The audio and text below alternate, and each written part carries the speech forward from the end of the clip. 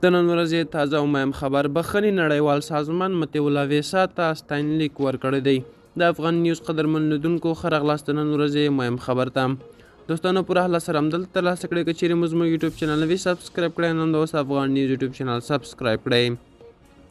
په افغانستان کې د زده کړو د فعال او قلم لار ټولنې مشر متیولا ویسا ورور عطاالله ویسا وایي چې د بخښنې نړیوال سازمان د غوره فعالیتونو له امله متیولا ویسا ته ستاینلیک ورکړی او د افغانستان لپاره د ملګرو ملتونو سازمان ځانګړي راپور ورکوونکي ریچارډ بین هم د هغه د کړنو قدردانۍ ورکړی دی.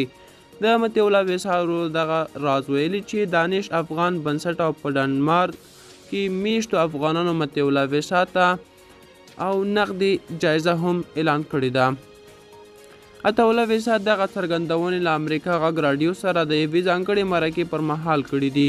متیولا ویسا 215 ورځې طالبانو سره بندي و او تیر کال د اکتوبر په 26مه نیټه د دغې ډلې له زندانه آزاد شو چې لا هم په افغانستان کې دی. د افغان نیوز قدرمن لیدونکو دا و د نن ورځې چمتو شوی خبر. تر بیا خیر چارې ښه وخت.